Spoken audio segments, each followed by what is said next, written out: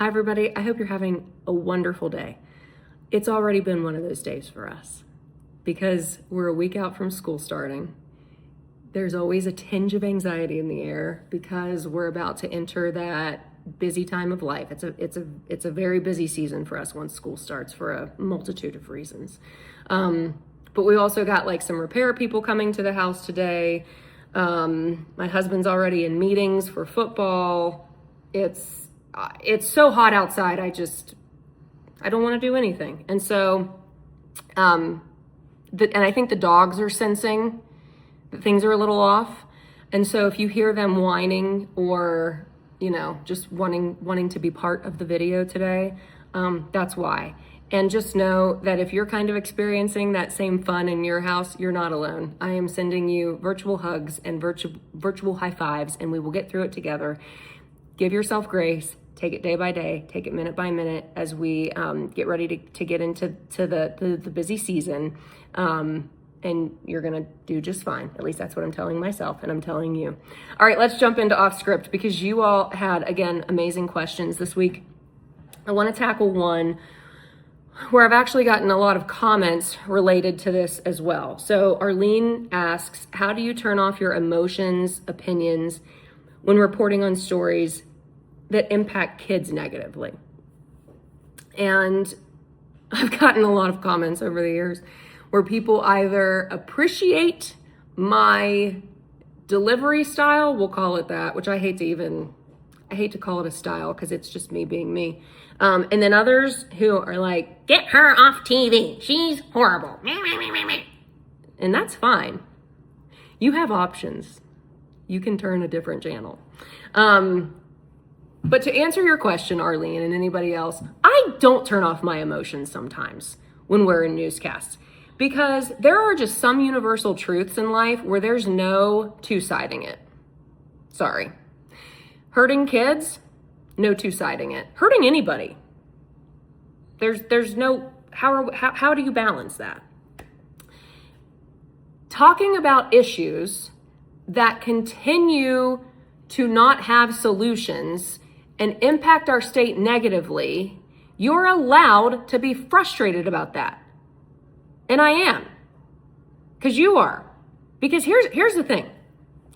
I have always said, when I was in college and I decided I wanted to go into this lifestyle, let's just be clear about that. Journalism is a lifestyle. It takes a lot of your time. It takes a lot of your dedication.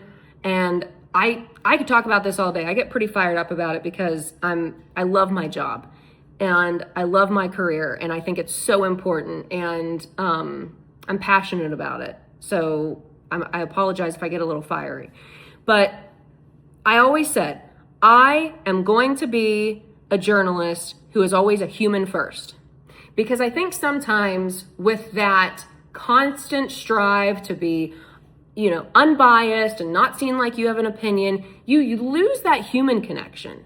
And so if I'm in a newscast and I'm talking to you about a tragedy, and I'm delivering it just so flatly like this because I don't want anyone to think that I have any kind of emotion, how is that credible? How can you, this is my opinion, how can you be seen as a credible journalist when you're not yourself? The best way to be credible is to be yourself. Now, you do have to temper your opinions because we all have personal opinions in our life, right? But we don't bring that into our job. But again, there are some universal truths that everybody agrees with. You don't have to turn off the emotions for it. And I think that's how I connect with people. And again, some people, see, even the dogs are like, yes, mom, you tell them.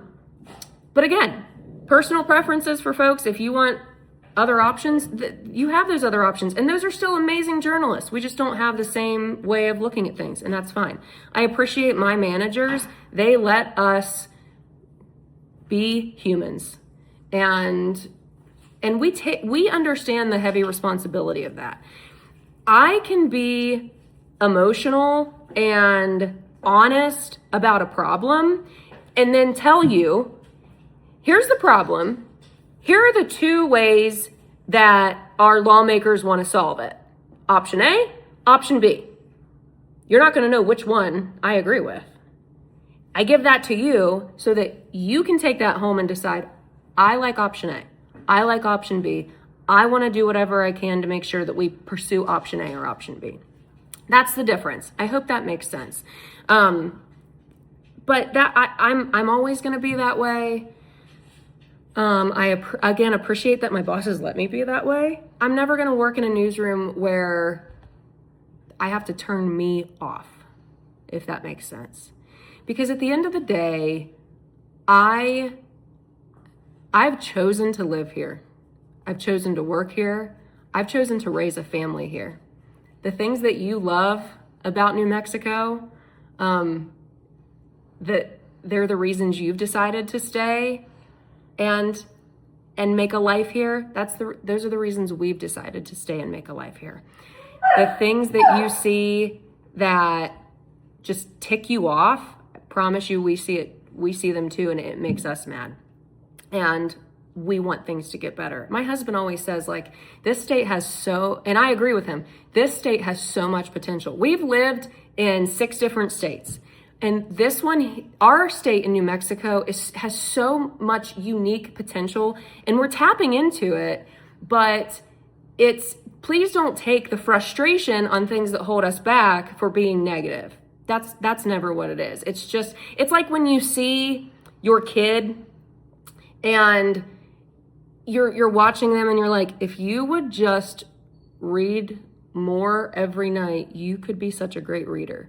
Or in sports, you see them and you're like, if you would just tweak this one thing on your batting stance, you would hit a bomb. That's the same thing with how I look at our state. If we would just tweak a couple things, man, we'd hit home runs all the time. So I told you I can get long-winded on this because it's passion. I'm passionate about it and I care about it. And I want you to know that when we're talking to you on the news every night and we're telling you, hey, you need to pay attention to this. This is important. This is going to impact your life. We're also talking to ourselves about that. Like I said, I'm not everybody's cup of tea. That's all right. Some people are like, give me a refill. And you're my people, those folks. All right, everybody, I've taken up too much of your time. But yes, if you're going through the busy season with us, we will do it. We will get through it.